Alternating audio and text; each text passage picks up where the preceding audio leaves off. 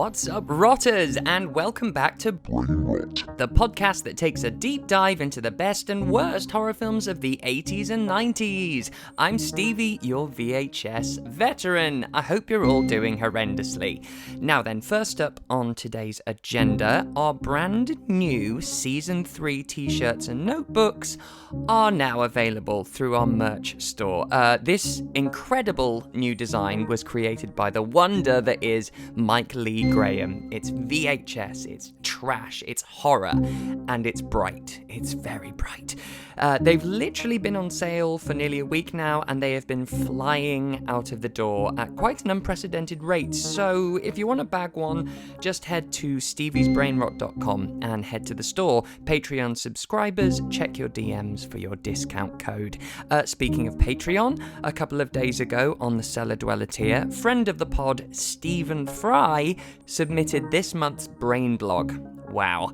His essay is all about his early relationship with William Peter Blatty's The Exorcist, both the book and the movie, and his involvement in the movie's censorship decision in his hometown of Norfolk.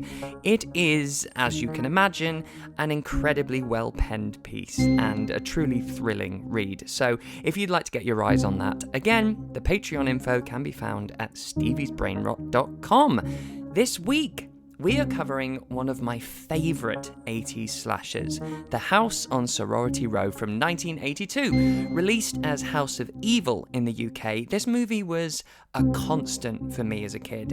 In fact, it triggered an obsession for me, which you'll hear about shortly.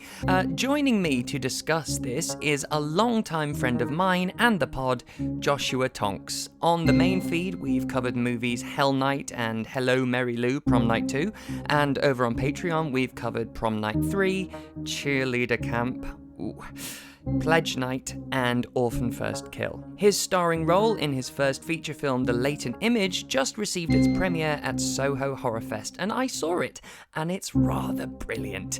And you can currently hear him starring in episode 18 of season 3 of It Listens from the Radio, wherever you get your podcasts. Joshua, welcome back to the B-Rot. Hi, Stevie. Oh, the B-Rot. Nice. Okay.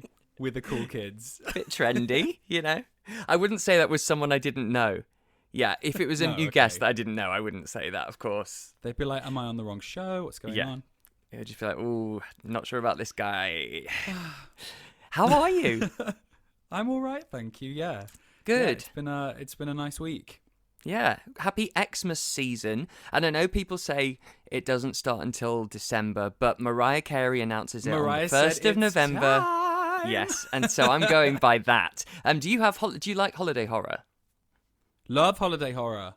Me Obsessed. Black Christmas is one of my favourite, if not my second favourite horror movie of all time. Oh my God, are we going to play Scream Bingo already? Are you about to say it? What's your first, Josh? I don't know. Scream, yes, we know. I agree. I deliberately don't watch it every Christmas though, because I love it so much. I like to give it a bit of time between watchings so that there's something fresh or something that I've forgotten, or it just feels like, well, never watching it for the first time, but it's always like, oh yeah, I forgot about this, and I like that. You don't want to overdo it. You want to recapture the magic. Yeah. Exactly. No, I'm the same actually. I try not to, but what's good about that film is that it's one of the few films that I love that I can vividly recall specific times I've watched it. There's like a good 3 or 4 times I've watched it where I'm like, I remember where I was, what I was doing, how I felt when I was watching it. Yeah, so it's a huge fave. Yeah, I love it.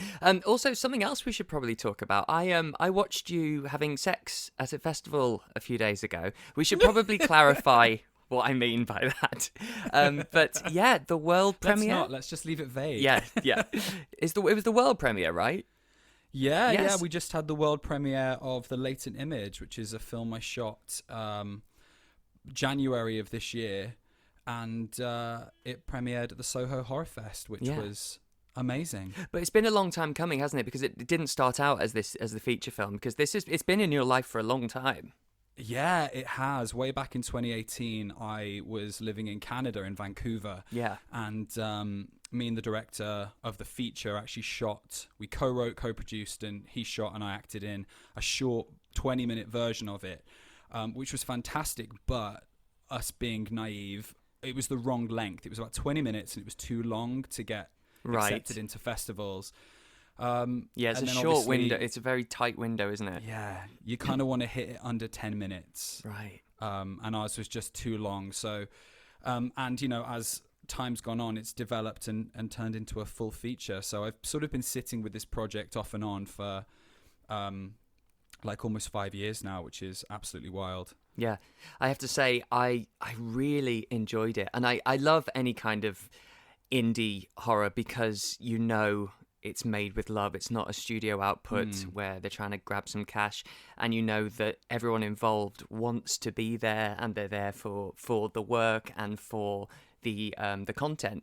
And I just thought it was really great. It's you know, and I love the setup of the classic sort of knock at the cabin. It had a very Stephen King. It felt familiar in that Stephen King way where you go, yes, I know this sort of world where it's a writer and a stranger turns up and then anything can happen between those two. Why don't you talk a little bit, just let's sort of give an outline of what it's about. Yeah, really. For sure. I mean, yeah, that's you're kind of right. Like it began, the sort of inception of it when we sort of came up with a short was that it was going to be a sort of Stephen King's Misery meets Whiplash, which is sort of like in Whiplash it's the idea of like how far would you go for your art, and we sort of came up with this really literal thriller of, you know, a writer in a cabin in the woods struggling to finish his novel, which is like a mystery thriller, and then lo and behold one night this mysterious stranger shows up that somewhat resembles the character he's writing and starts to inspire the work. And so he keeps this guy who is quite clearly,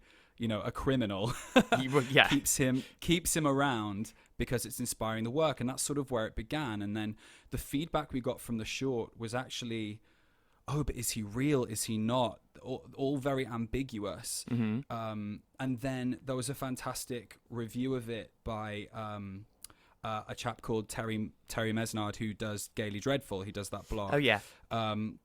And he pointed out that it's a queer story, and what sort of happens in these sort of with a lot of gay men is that like we put ourselves in peril for like a sexual thrill, which could be very much based on oppression. It could be very much based on just not having those safe spaces to sort of be who you want to be, basically. And that paralleled really nicely with the sort of writer's want to achieve his dreams. It also fit with it sort of correlated well between the two. And so that's sort of what ended up happening with the feature. But what I like about the feature is that there's a big scene in the middle that wasn't in the short, which is really important and so different. So it's not like we've just stretched a 20-minute short into like 86 minutes or however long it is. It's actually it's got some original stuff in it, which is well, I mean, just because I didn't see the short, watching it as a feature, I can't imagine it being shorter because it felt meaty and fleshed out, and you need to build that feeling of mystery. You know, it's got this ubiquitous mystery all around it the whole time. You're not quite sure what's happening, and then it's also very sexy, but you can't rush that sort of shit. So I thought it was really great, and I really, really did enjoy it. Thanks, mate. I was very proud of you. You wanted to lean into the, like, thanks. Yeah, it's my first feature, and it was... And, of course, I've only ever seen you do panto, which is such a different technique. Very different vibe. Yes. You were dancing around to Taylor Swift in a Sailor Boy outfit, and it's a very different aesthetic. Cut to me, like, running through the woods, crying. Yeah, right. Getting beaten up, you know, all this shit. Yeah, no, it was good. It was really fun to film, actually. The crew was incredible. The cast were incredible. It was just a really great sort of first outing, and hopefully many more to come. Yeah, and it does, and it picked up and fed on some really cute slasher elements, some classic slasher elements, which is a good segue. Actually, when is it getting a release? Do you know? Later Image. We're talking with distributors at the moment to see. Okay, so fingers crossed. And when. So fingers crossed, yeah. Update and some us more when festivals next year as well. Yeah. Okay, cool. So we are going to be talking today about Sorority House No, I knew this would happen. Damn it. Slumber Party House Massacre on the Sorority Street 2. At the end of the lane. at the end of the lane. Oh, House on Sorority. God, what if we watched different films and we were texting the whole time going, oh my God, this is so good. Really good. It's The House on Sorority Row, Stevie. That's the one from 1982, directed and written by Mark Roseman. And I didn't know this. For the first time, I just found out that he was inspired by Diabolique, the 1955 French movie by Henry George Clouzot. I didn't realise, and it's it's not that similar, but I see where the inspirations come from. I actually don't know that one, and I having looked up the film, I was like, oh yeah, what's this? So now I'm intrigued, and I kind of want to see where the plots sort of like correlate. Yeah. Now, I'm glad we're talking about this because when I chose you for it, I knew that we both really, really like this film, and it's quite divisive. It's so strange. I went on Letterboxd after I'd rewatched it just now, and some people are saying, oh, it's really lethargic and boring and really unscary, and I couldn't disagree more. I think it is one of the finest slashers to come out of that era. I think the dialogue is great. I think the pace is great. The mystery is genuine, and for the first time in a long time, I've watched revisited one of these 80s films, and I haven't sort of been pausing or checking my phone. I was with it the entire way. What about you? Yeah, agreed. For me, like, we always bring this up, but like my gateway into horror was through the sort of 90s slashers, and so there's quite a lot of the 80s ones that I don't vibe with because they're not quite that. But what's good about this one, not that it is anything like a 90s slasher is, it holds up as it's sort of its own film, an actual film. An actual film. It doesn't feel like it's been made just for the sake of the popularity of the genre. Yes, obviously it was able to come out because of that, but it feels like there's a lot of genuine care that's gone into it. The scares are sort of like it's like creepy rather than just trying to shock you for the sake of it, but it still has moments of gore, and it does the thing that I love about the 80s sort of teen slashers is that the characters are likable and they're nice to each other, and they're not just assholes all the time. There's a genuine love and care for each other, which I always appreciate. And and I think it's what stands out for me as well is it's truly female-led. All the male characters are such side characters or become collateral. It's truly female-led, and only one female is pointed out as being a bit ditzy, but all the other girls are really switched on. They're really clever. She's really in her own movie. Morgan, as well. Is it? Morgan, but she absolutely makes. It's like you need her though. Like that, though. Yeah, exactly. Things like that in hindsight make a film like this iconic and memorable as well. It's almost like there are those elements that are a bit dodgy, but it just makes it all the more fun when you revisit it. Yeah, and and it's nothing we haven't seen in terms of it's the classic prank going wrong, someone returning to avenge their death or whatever. But I think they play with that quite well as well. It's a little bit different, and also the thought of this, it's set up that the killer is possibly this crazy old lady. I just really, it just feels different, the entire thing. And the original budget was $125,000. They went over budget to 300,000, finished it, but then it went to number one at the box office and took more than $10 million. Not enough people know about this film. And they really don't, and it's one of those ones that I like to revisit, like you say, because it's different. And it's interesting that it never got a sequel, but I think it's because possibly like this is sort of, because you can look at the sort of slasher subgenre sort of in three major waves, and you have like the first, which sort of started with Halloween, and then it sort of had died out and was being parodied by this time. And so I kind of feel like this is the real tail end of it. So there probably wasn't anything really going on until A Nightmare on Elm Street in 84, which sort of reinvigorated it. And then again, obviously in the 90s with Scream. But I think probably it didn't get... It was just... It came out at a time where people were like sick of the slasher movie. I think maybe if this had come out in sort of 1980, a few years earlier, we may have got a sequel, or we may have got like more stories with this character. It feels like they took more time with it, because the ones that came out first were the really rushed ones that were just taking a holiday, making a film around it, completely cookie cutting the formula. And so I think everything kind of suffers by order, because the good ones that were inspired by, say, Friday the 13th and Halloween, they took a bit longer, but they came out after 80 other ones. So it's really interesting because actually the point where it started to tail off is where you can start to get some really quality slashers, I think. It starts to become more interesting, for sure, because they're having to do something different because the same stuff has been happening over and over. I had a very interesting experience rewatching this just now because it had been a very long time, and certain things, which I'll come to, like formative things happened to me watching this film. And I remembered I had this on VHS Big Box because in the UK it was released as House of Evil. And yes, I saw that. Yeah, I never put it together until years later that these were the same film.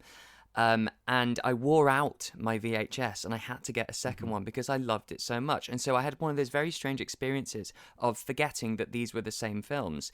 And so as it was going on, I was getting chills and going, oh my gosh, hang on, I know this moment, I know what's about to happen. I used to rewind this, and so it was a really kind of spiritual experience watching this film today. And I'm so glad that I kind of forgot that that's what this was, because I would get to it, but I started collecting canes and walking sticks because of this film, it's crazy. And I quite enjoy that in Spain it was released as Seven Trapped Women. That was the title. Yeah, it's. I always find it bizarre how there's always so many different titles. Geographical, in different places. sort of, Yeah. I am so jealous of you. I wish I'd have seen this when I was younger. I didn't see it until probably like 2017, 2018. Like, I just assumed that it was going to be just like cheap and boring and not something that I'd be interested in. And obviously, I knew of it and I'd heard of it, and I'd seen the 2009 remake, which I like. I don't dislike that at all. I think it's fun. But there's a warmth to this that I really enjoy. Yes. And I do. It's funny. I really, really enjoy it and I love it. But because I love it, I also feel like there's moments where it slightly doesn't quite reach where I want it to. And so there's elements that I find a little disappointing. But overall, I think it's definitely one of the best. Yeah, I'd agree with that. It's interesting, isn't it? Because it's 91 minutes, but I think you could have had almost a perfect slasher by taking 10 minutes out. I really do, because for me anyway, it's not the type of slasher where it's interesting kills and it's one after the other and you're just waiting for that. It's not that at all. It's a genuine mystery, and you get to know these girls and the dynamic between the entire group, and I really think that's great. I think let's talk about it in a bit of depth. Do you have a synopsis for us? I do have a synopsis, and normally when I do these, because we've done such like schlocky films, yes, I'm like kind of taking the piss a bit, and this one, yes, I am, but also it's kind of like it's hard to because it's actually really good. It's like. So anyway, here we go. On the eve of their college graduation party, 7 sorority sisters devise a prank to get back at their uptight and domineering house mother, Mrs. Slater. However, this being an 80s slasher movie and all, the prank doesn't necessarily go to plan, resulting in Mrs. Slater getting shot and killed. Don't mess around with guns, kids. Right. With party guests already arriving, the guilt-ridden sisters have no choice but to weight Mrs. Slater's body with towels? ? And dump it into their filthy, disused swimming pool. As the party rages on into the night, soundtracked by power pop sensations 4 out of 5 Doctors, the sisters struggle to keep their cool, especially when it's revealed that Mrs. Slater's body appears to have vanished. Could their wicked house mother have risen from her watery grave? Well, as blonde-haired space cadet Morgan so astutely points out, how do we know she is alive? I practiced that so much and that was really underwhelming, but never mind. That's right, Morgan. There's more to this story than meets the eye. Because as one by one, the sisters start getting picked off by a stranger lurking in the shadows, wielding Mrs. Slater's cane. So obligatory good girl Katie must uncover the tragic secrets of their house mother before it's too late. Yes, it's so good. That line is, it's infamous. Everyone, I think people have seen the clip. People know exactly that moment, but they don't even know what it's from because I've seen it shared so much and everyone mentions it. It's fucking wonderful. It's iconic. Fucking wonderful. I love Morgan, and we'll get to her kind of scene as well, because I love that as well. I just like enjoy watching her in the background of stuff too, because she's just, her character is in her own movie. Yeah, she's she the lead eats up character every in her scene own as well. movie. Yeah, she's the Sarah Jessica Parker in Hocus Pocus. You can keep your eyes on her for the whole film, even when she's not in the foreground. It's brilliant. I really enjoyed the opening as well, this sort of black and white gothic setup. What did you think of this? I remember the first time I watched it, I didn't like it, and I think it's because I was watching it in bad quality, and I was like, what is this? But this time I was like, I was watching it on Shudder, so I was like, I can see it better, which is good. It's fine. I think it's a little bit unnecessary, but that's just my personal taste. Like, I don't necessarily love when a horror movie opens with something from the past that you know is gonna... I'd rather discover it as we're going and like work a little bit harder, but fine. It's all there, whatever. Yeah, I get that, because I think what's a shame about that opening is we immediately kind of get the inkling that the Doctor is kind of up to no good, or he's into something nefarious is going on. And so when he does rock up towards the end, like Mrs. Voorhees, suddenly he's there, you kind of already know he's involved in something dodgy. So it does kind of give that away a little bit. And I think you're right, the ambiguity would be even greater if that wasn't there. But I do like it. I quite enjoyed it.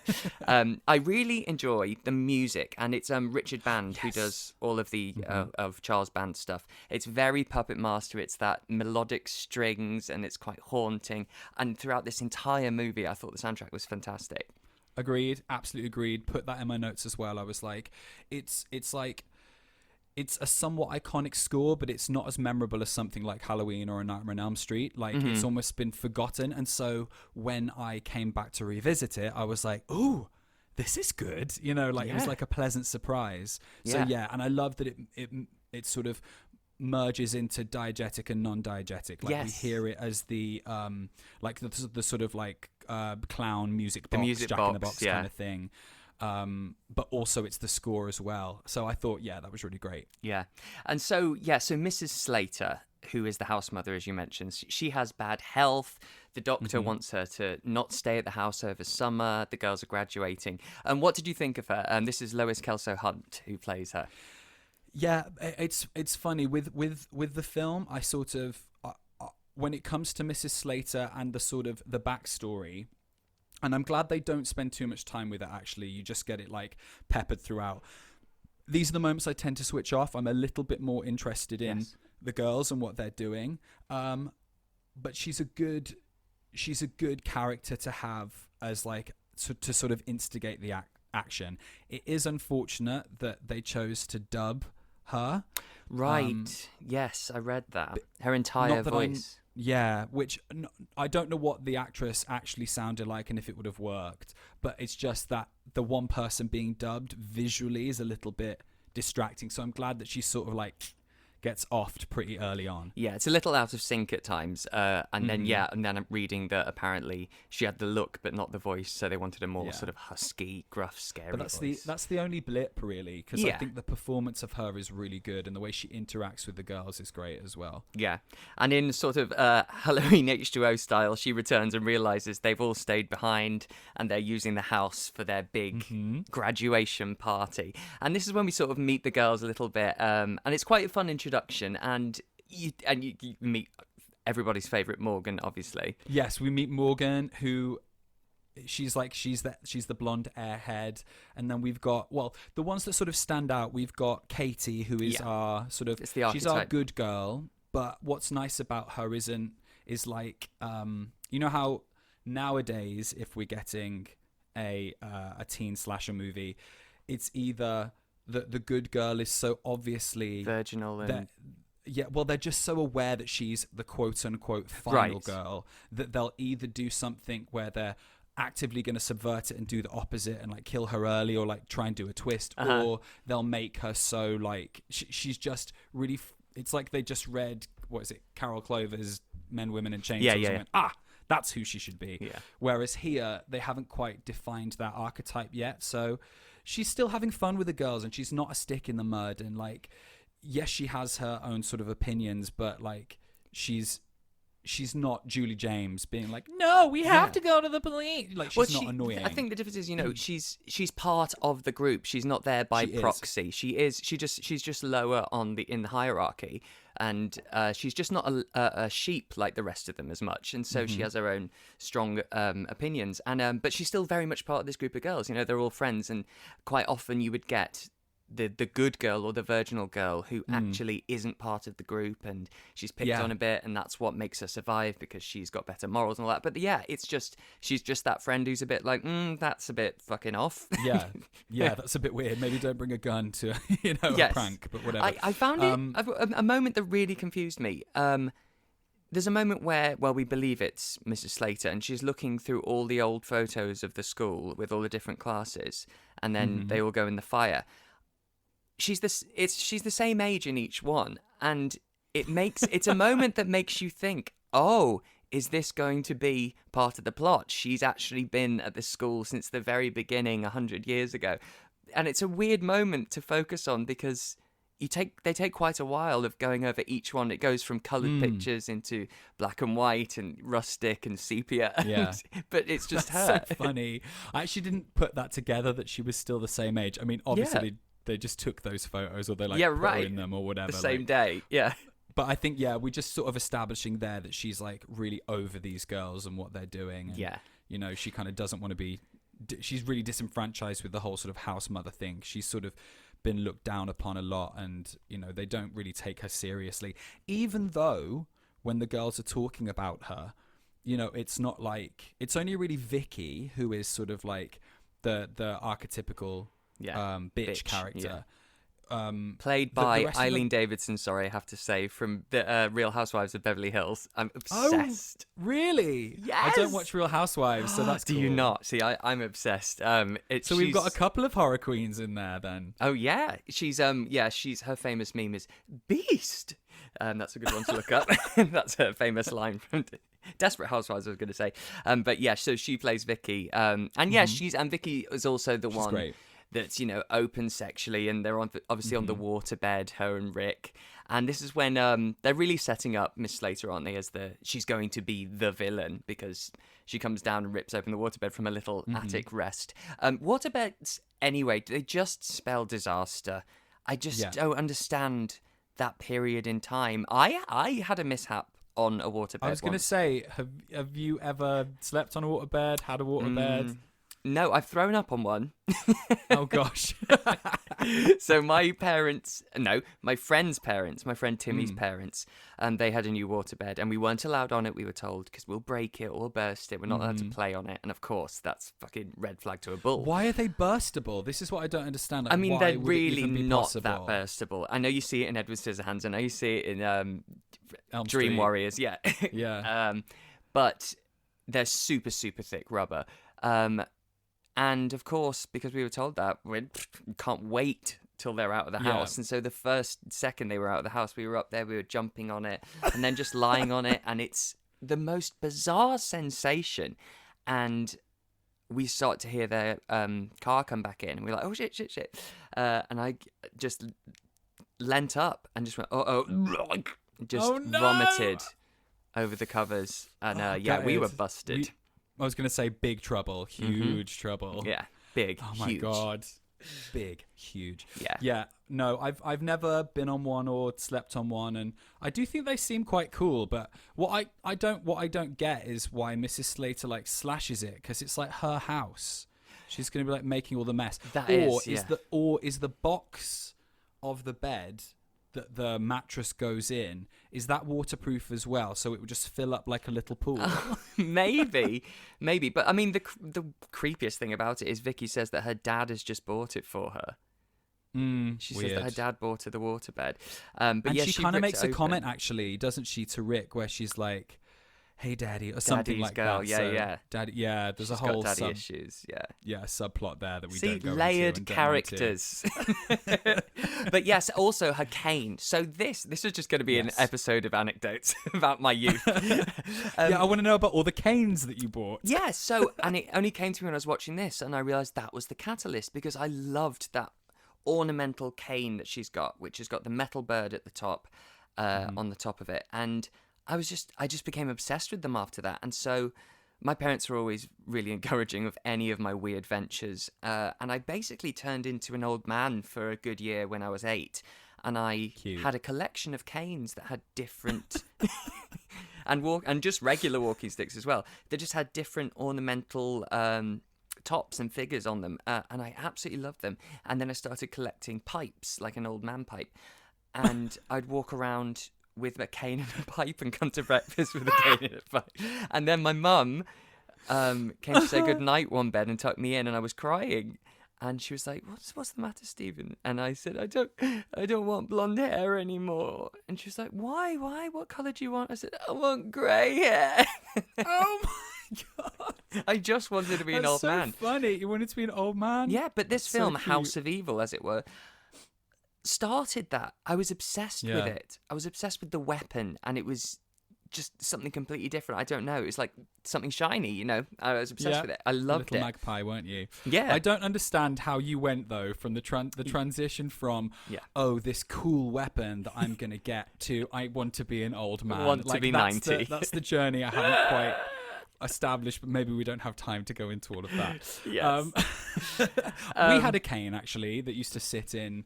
Now that you bring up canes, we had a cane that like sat in the hall. I think it had a bear on, or it had a bird on, or something like that. Yeah, but it was like it was a all the silver-colored rage. metal.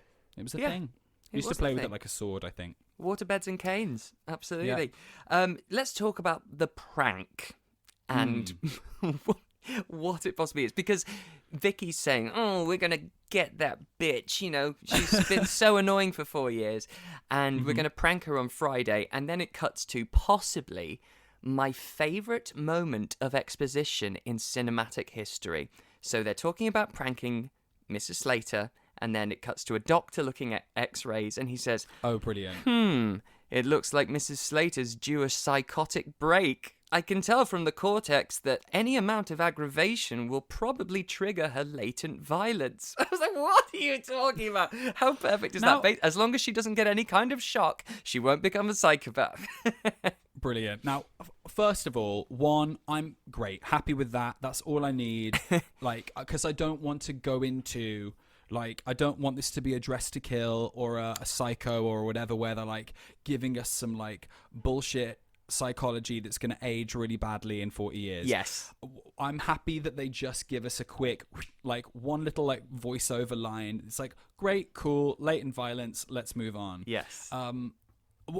I obviously wasn't paying attention then. Are they talking about Mrs. Slater there, or are they talking about her son? No, they're talking about Mrs. Slater. Because he says that the traumatic birth caused cerebral damage. But are they not looking at the sun scans? No, it's her, because she's just been there, and he's had these new scans, and that's why he's saying, "I think you should stay with us for 3 months." I was watching a completely different film then in my brain. Yeah, no, that's why he, at the they'd been beginning, to the he's asylum to see him. I really wasn't paying No, attention. because he goes to on those his parts. little recorder and he says, I think she should be here for 3 months with us. Yeah. Cool. So the actual prank that we find out, there's too much going on. Because Too it's a many prank on her, variables. and then also a prank on 80% of the girls. Yeah. It's very strange, isn't it? It's wild, and I couldn't tell if it was blanks, or if it was some blanks and some real bullets, or if it was like real bullets, but she's just got because we see her firing Rick's gun earlier, and she's like a crack shot, so maybe she's really good at like missing people as well. Yeah, but that's fucking dangerous. It's outrageous. That's like I'm gonna like pretend to shoot you in the leg, but I'm not really gonna shoot you in the leg. But what if she actually did? Like, yeah. That's too risky. So the entire prank is Vicky's idea is she's going to get Rick's gun, which is a real gun. She's going to have one accomplice within the girls, who knows that actually it's got bullets. She's going to tell the other girls that it's got blanks. And then she's going to force Mrs. Slater to get her cane out of the filthy cesspit of a pool. But then we find out it is real because she shoots a light, and then all the other girls are freaking out. And then she shoots her friend in the foot and goes, oh, she'll be fine. And then they say, oh, we're only joking. I didn't really shoot her in the foot. She was in on it. The other girls are screaming.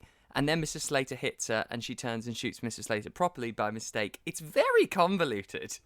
It's so convoluted, and I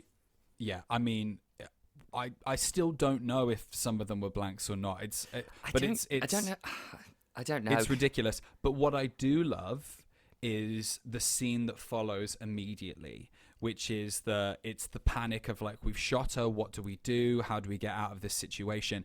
And there's like one particular angle that they use, which it sort of goes a bit handheld. And they're dragging Mrs. Slater out of the pool. And it's just so beautiful. It's like they've just caught the twilight of the sunset or something like that. And it reminds me of Last House on the Left. It feels really like grainy and a bit raw. Grainy and gritty, yeah. Yeah, and then you see it cut to like different coverage, like of the different girls, and it's like sort of more standard and how we've been watching the film. But there's these couple of shots, and I was just like, this is gorgeous. This is beautiful. Feels really like raw, but also really cinematic as well. I was going to say, it is cinematic. There's also a great filming section. This is jumping slightly coming up, and it's when the party's going on, and it sort of sweeps around the room, and it lingers on each girl, and you see them drop their poker face for a second as they all connect with each other, and you see the panic, and then they're trying to put on a brave face, and it's just this wonderful section where it's just going round the room, and we just see their inner turmoil, and it's cinema. It really is. It is, because when would you take the time to do that normally in a film like this? And also, why would you decide to then do it in that way, which is hard to move the camera in that way, and like, you know what I mean? Like, so I think it's really impressive that they do that. And I think the plotting's really good as well, because the party guests start to arrive immediately. Yes. They have to work quick. They have to make a decision now. And so it doesn't justify what they do, but it puts that moral quandary there. Like, they have to make a snap decision, and they make the one that they make, which is to like chuck her in the pool, she's dead. Yeah. Like, and it makes it more believable that Katie is persuaded, because quite often the one that's like, oh, we have to call the cops, then they say, no, we're all going to go down. And it's always a bit like, I don't believe that. But the time pressure of this is just, okay, we'll deal with this. We'll have this chat later on. And then they have to just put on a brave face and party to 4 out of 5 Doctors, as you said, the name of the band. So I was watching this with subtitles, and the lyrics to the song are fucking amazing. So I wrote down just the first bit of the song. So these are the lyrics that they're singing. I call for time and set the clocks. I pull the lint off all my socks. She better show up. I read another magazine. I stare into the TV screen. She better show up. I am a convict caught up in her weird sense of time. Maybe traffic's all backed up. Maybe burglars have beat her up. And all I know is that I am stuck. She better show up. Isn't that wonderful? Maybe robbers have beat her up. What? That's not romantic. So weird. When you were like, because you gave no context to whether those lyrics would be good or bad, and I'm honestly, after hearing them, still not sure if I can decide whether they are or not.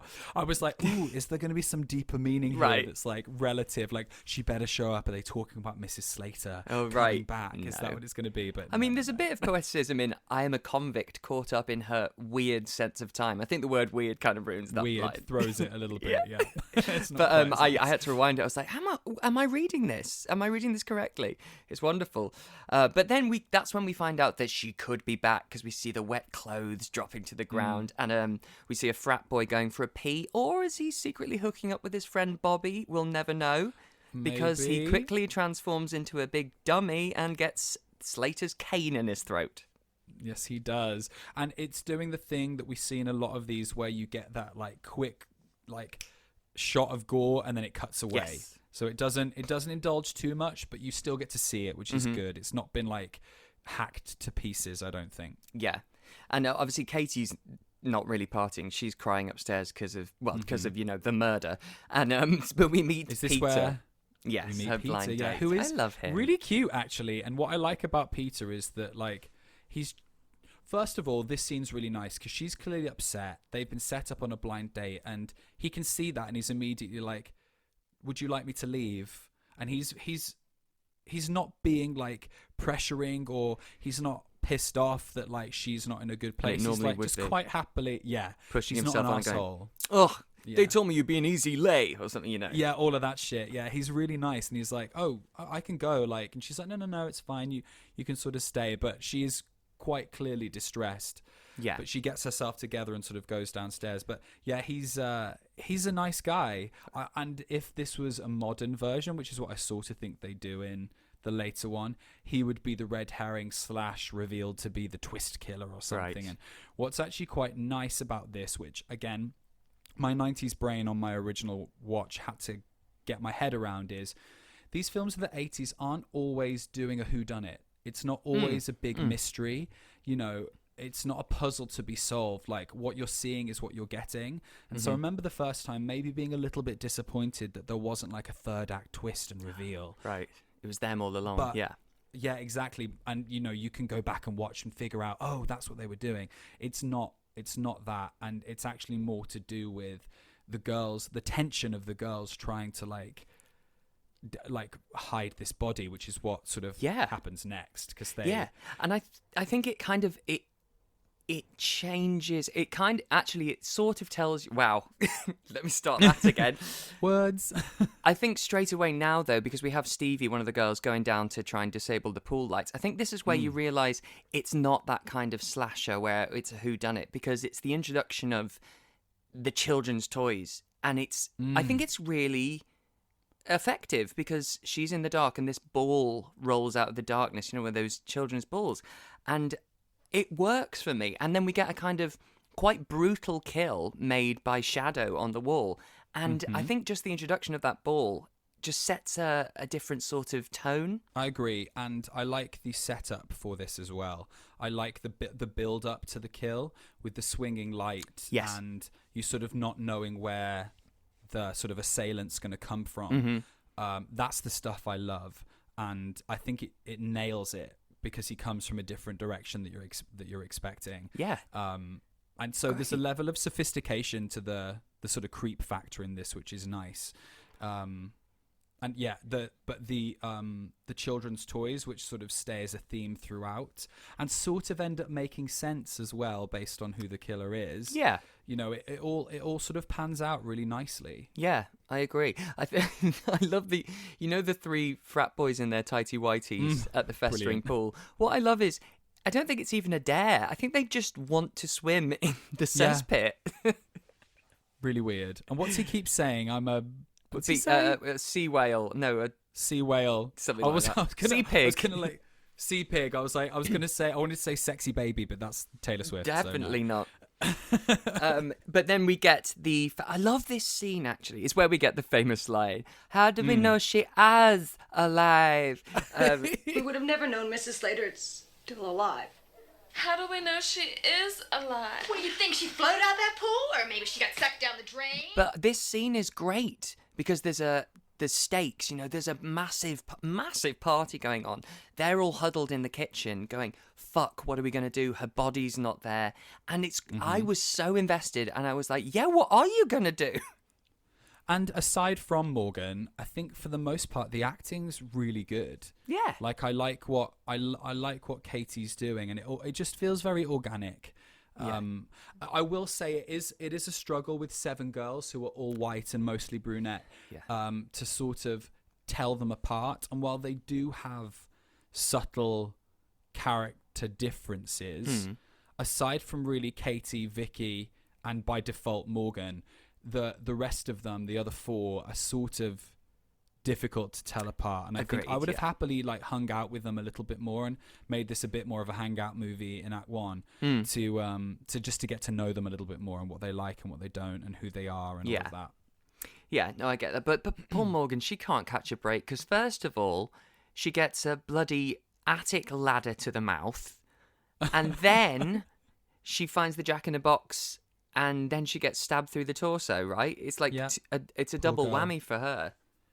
But don't you love how the build up to her death scene shot as well? Like, I know they're giving us sort of, well, it's not even gratuitous nudity because you don't really see her from the front. It's side boob. Yeah.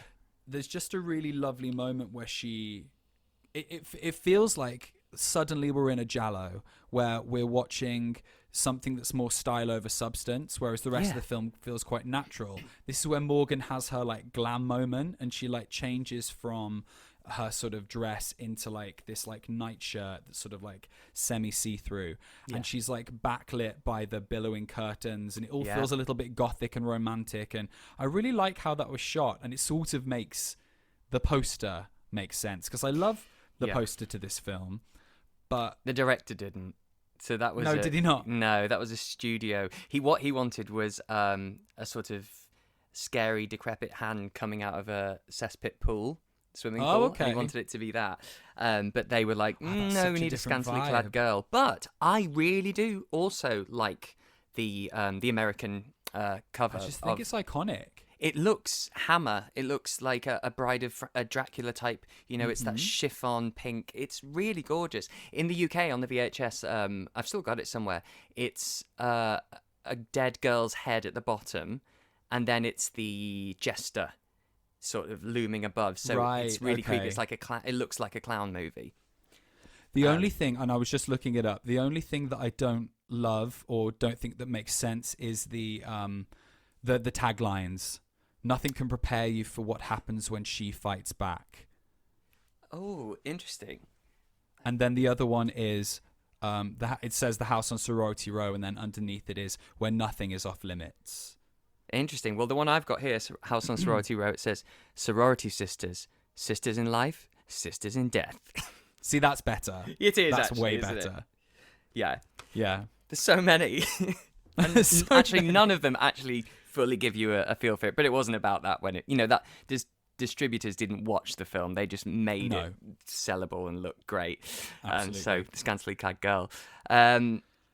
So Morgan's dead. She's been stabbed. Yeah, and then this is the bit where they're dragging the body, and the stakes are great because they can easily be caught constantly, and they put the body in the big dumpster, and they hit the bloody police car, and I was genuinely tense, because he even opens the lid and then just gets a call. I was like, oh god, what? Because I couldn't remember at this point what happened. I like all of this. The only thing I think because for me, it's Vicky and is it Liz? I think who are like dumping, in the dumpster, moving it up and all of that. I think it's a bit of a shame that it's Vicky, or that Vicky never kind of makes it back to the house before being killed, because she's such an interesting character, and Mrs. Slater's.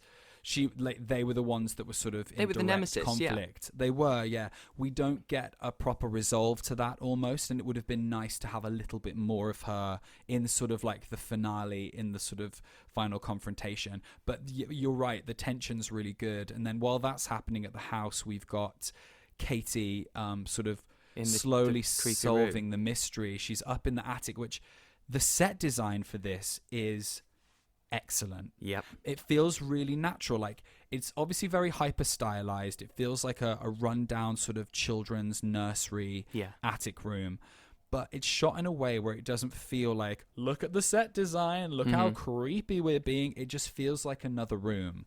And up there is like this giant clown doll, which is like life size. I know you're not a fan. Yeah, it's the jester costume really fucked me up as a kid.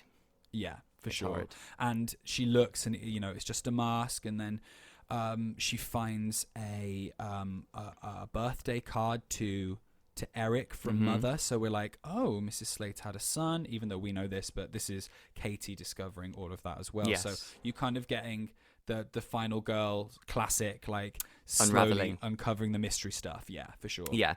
There's also a moment where Diane Diane gets killed. She gets a cane in her grey rubber hand in the van. Oh yeah, in the van. She does, yeah. Yes. And then we get quite a cool chase scene with Jeannie. With Jeannie. This is a highlight. I quite like Me this too. bit. I love it. Yeah. I mean, it's stupid as well, and it makes no fucking sense that she's just been attacked outside the door of the kitchen. She comes in, she sits in the kitchen and says, "I was just attacked there by the gate." And so Katie goes, "All right, stay here. I'll be back in a minute." And what are you talking about? To be honest, I always fan wank my way out of this because she's had a head wound. She's not trauma. Thinking clearly. Yes, sure. It's a trauma. Yeah. Trauma. So it's. I kind of let her off for that, but like all the taps turning moment on though is great. Is so good with all the, and this is okay. So this is where I'm like, this is where I wanted a little bit more. Yes. Like you've got the taps on, the room is filled up with steam. Let's have the moment where she's walking through the steam. You know, like yeah. I think there's great setups in all of these kills, but I want them to go that little bit further and just give me a bit more of a sequence. But I'm just nitpicking. No, it's still really good. but talking about her kill now, this one. So she has the cane pushed so hard against her throat against the wall that the back of her neck explodes. No, it's the butcher knife she has in her hand. Oh, I was knife. like, that's not physics. What do you mean? No, I think she grabs a big butcher knife from the kitchen. Yes. And I love it, by the way, because she does the moment, and this is, I was going to say, actually, I'll get to that.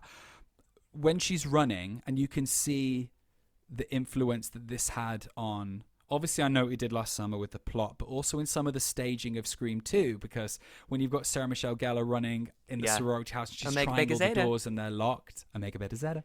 Cece there. This is Cece. We could do a whole thing. Yeah.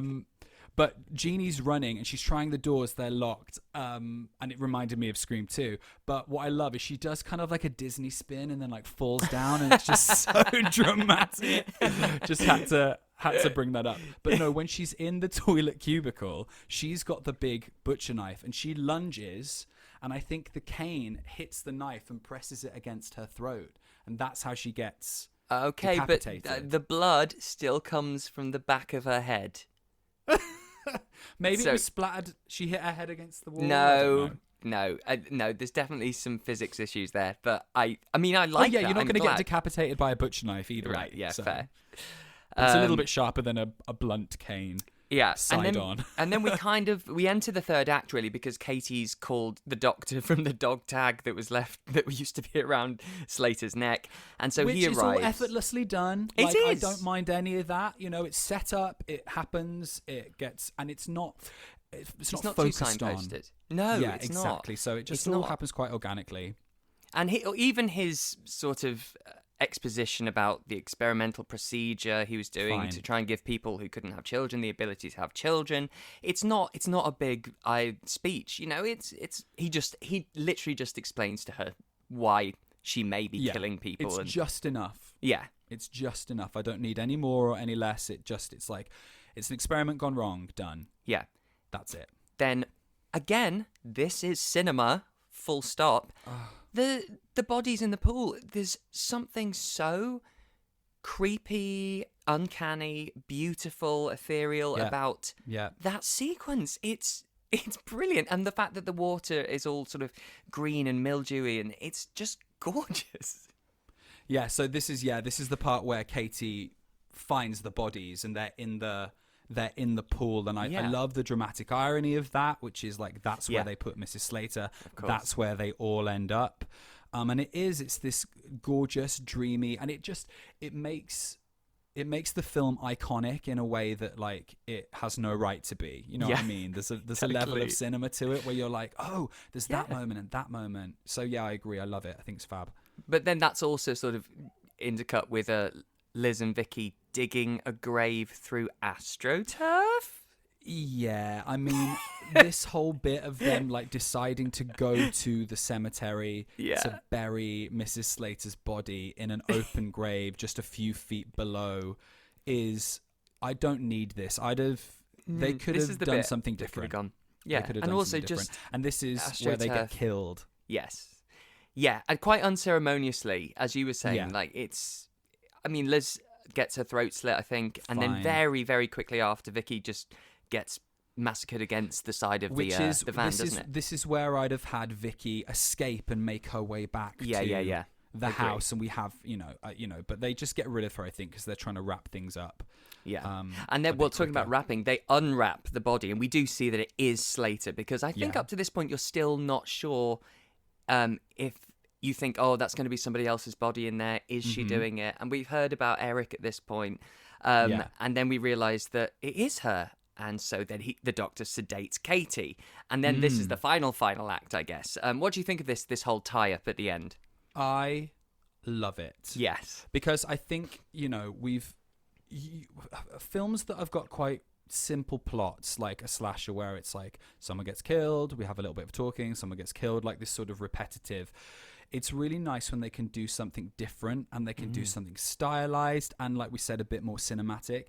The fact that she's been drugged and that she's sort of having visions of all her dead sisters and Mrs. Slater, and it's done in this sort of like stop-start, with the couple dancing. I think the cane sometimes on its own, just sometimes balancing being held by itself. Oh, it's great. I think it's fucking excellent. This is It's cinema. one of my favourite parts. House of Sorority Row. Come on, people. Yes, This I is agree. how you do it. This is what steps it up. This is why I think this film is fucking brilliant, because it's nuanced. It's low budget, but it does things differently, and it takes some risks. Not all of them pay off, but I want them in there. And this moment, as you say, where she's drugged and she's lit by neon and she's on this chair and she's sort of seeing these visions. Yeah, it's just great. And you've got the music box score playing as the couple are dancing and spinning. Like, it all comes together so nicely, and it doesn't feel forced. It doesn't feel like, here's this cool thing we're doing. It feels like obviously really stylized and exciting to look at, but there's a level of like obviously creepy because all of her sisters are dead, and these are like, they're still in their sort of like their prom dresses or whatever, like all disheveled, but it's sad as well. It's like, look, they've gone, you're the only one left. Like, it's, and then they walk away. And I will say, if you clock Morgan, she's the last one to go, and she's like walking in a really weird way, and I'm like, classic Morgan. Oh, I didn't see that. But I think what also works here is because this is where it's confirmed to us. So the killer is this person we haven't seen, this abnormal, deformed boy who grew up in an attic, and she sat there as bait, waiting, and we don't know what he looks like, what this figure is going to be. And there's something brilliant about that tension, because we haven't seen it yet, and we never really fully get to properly see Eric anyway. We get one shot, don't we, at the bottom of the stairs, which I wasn't sure if he's wearing a mask or the character's wearing a mask. It leaves it a bit ambiguous, but it's great. She's fucking tripping her balls off, sat in gorgeous pink neon, and we're just waiting for this monster that we haven't seen. And that's how you build tension, because it's a reveal of something we haven't yet seen. That's the twist, It's not it was him all along, and you can't put the face to the picture. It's I don't know. I'm obsessed with this film so much. Yeah, me too. And then we get a little bit of a sequence as well, because she breaks free. Yeah. She goes upstairs because she's drugged as well. It's like she's not thinking clearly. She's so you're not going, oh, don't run up the stairs. Yeah. Like you're kind of just with her, and she goes and she sort of climbs out onto the balcony, and then she can't get down because it's too high, so she goes up the sort of fire escape ladder into the attic and ends up in the room. And then she comes up with her little plan, because she's like all the girls in this film, she's also got a gun. She goes to her bedroom and she's got a gun in the in her drawer. Surely that's got to be the same gun.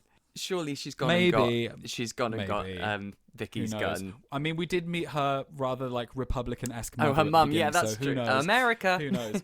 America. So she ends up in the attic and she sets a trap. So she kind of has the attic door open. She gets the music box playing, and she just sort of waits to lure him. And then we get the iconic moment. The moment that if you've watched like 100 Scariest Moments, or like you've watched a special and it's talking about different horror movies, this shot, this moment will probably be in the middle somewhere in the fray. This is what fucked me up. This is it. She's there. She's waiting for him to come up those stairs, and again, they've shown us the Jester outfit earlier on, but they haven't like she hasn't walked out of frame, and they've lingered on it. So we're like, oh, okay, that's coming back. It's just, oh my god, it's fucking horrible the way it sort of comes to life. She's backed into a corner, and it's really, really cleverly done.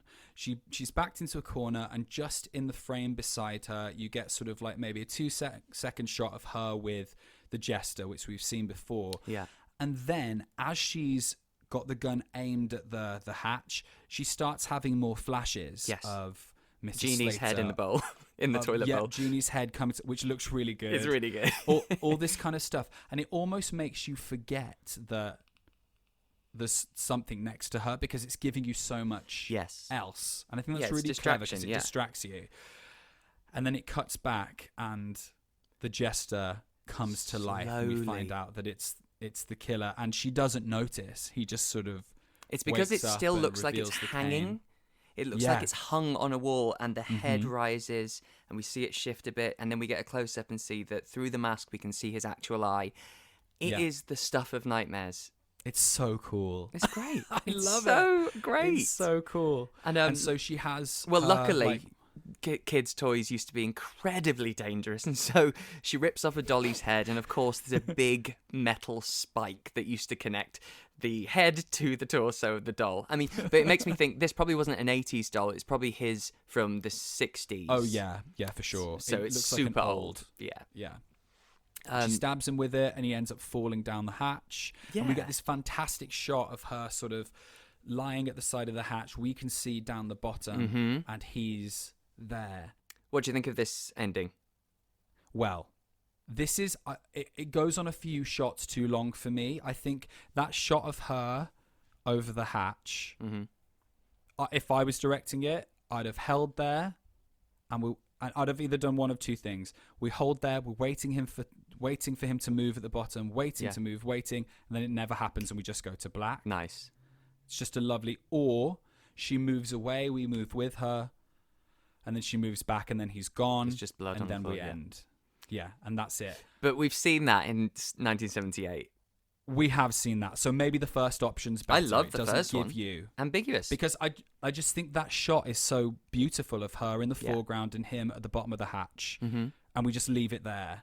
But the film doesn't give us that. The film gives us his eyes open. A little bit of her passing out. We're down on the ground with him, and then the clown's eyes open. Yeah. Do you know about the alternate endings? I know of one where she was supposed to be then floating in the pool with all the other bodies. Yes, that's right. So the police turn up, and they're pulling all the bodies out, and the Jester costume, there's someone in the Jester costume, and they pull it out, and we think it's obviously going to be Eric. They take off the mask, and it's her. Ooh. So he's dressed her up in it and thrown her in the pool, and then he's out and free. So that one was filmed. But the one that wasn't filmed, that was in the script, was Katie. She's in the hospital, and she's being pushed along in the wheelchair, and it pans up, and the orderly is Eric, and the film ends. What wouldn't have worked for me of that is we don't really know what Eric looks like.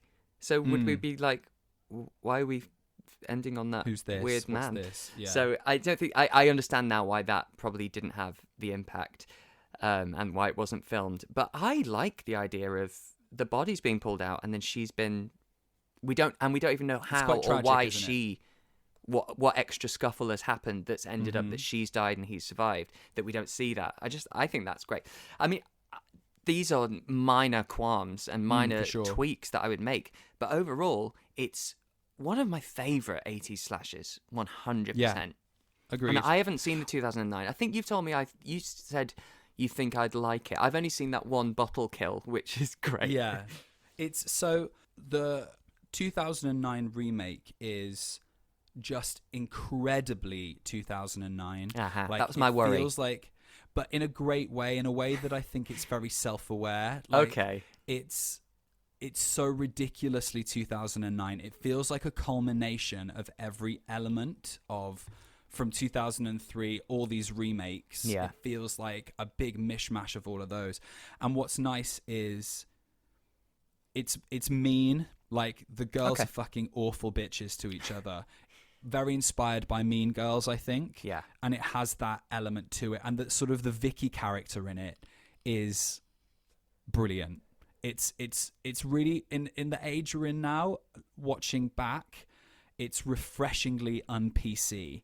But it doesn't have the cinema that this one does. Even though this is low budget, the 2009 one doesn't have a massive budget anyway, but it just feels like grainy, a bit green, just that very sort of like filtered 2000s look. When was so the look of the film I don't like. When was the Prom Night remake, the one with Britney Spears? 2008, I think. Yeah, see, that for me I hate that. put me off that year and any years surrounding it that were these sorority type teen slasher, anything to do with proms and stuff like that, because it is the most toothless, bloodless, dreadfully boring cash cow. It feels like a really bad made for TV thriller Lifetime. I remember seeing it at the cinema and just being like, what? Yeah, well, pointless. This? Completely pointless. Yeah. And so I think because that's the similar time, I think when this came out, I was like, I don't think I want to see Sorority Row.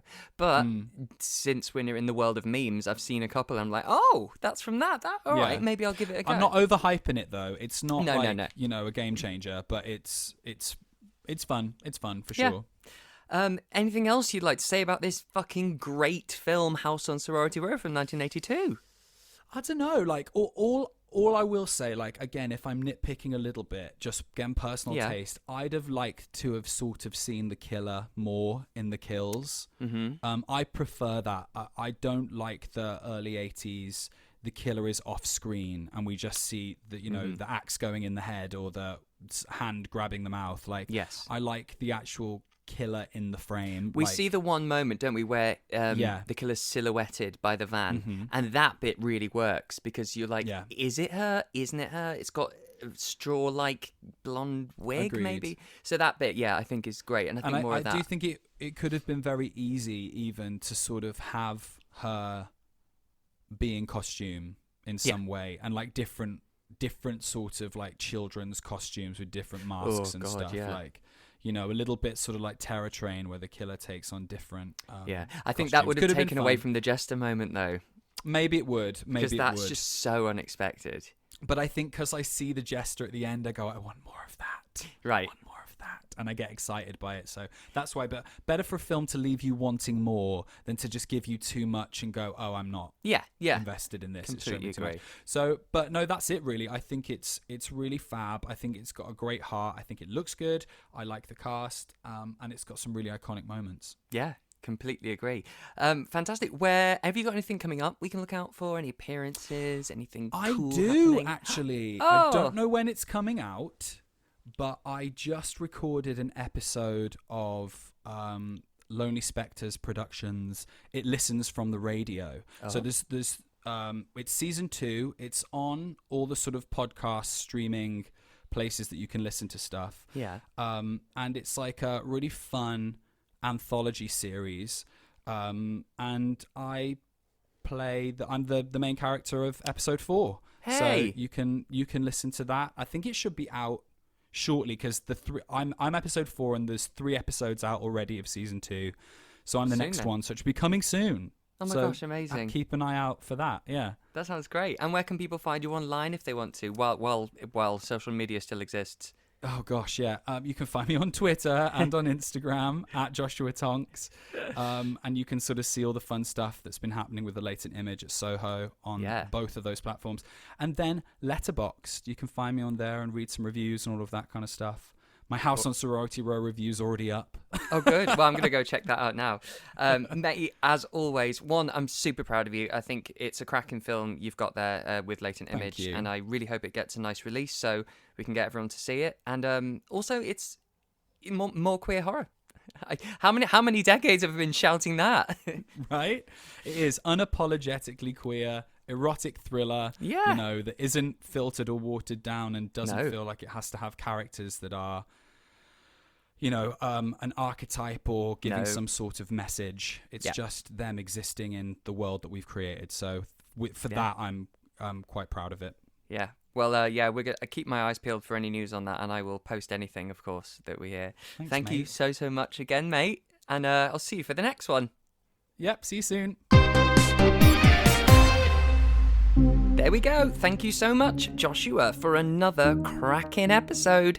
I'm so glad I could fangirl about this movie with you, and I really hope we've introduced some newbies to it. Definitely the right person to talk to about that. Next week, we're hitting up a video nasty and powering up our PCs to summon evil? That's right, it's the Clint Howard-led Evil Speak from 1981, and joining me will be Jim of Jim'll Paint It fame. Such a super exciting guest. I cannot wait. If you'd like to get in touch on Twitter or Facebook or whatever exists at the moment, just go to steviesbrainrot.com and all the links will be there. I can't wait for next week. Thanks, Rotters. See you soon. Toodles!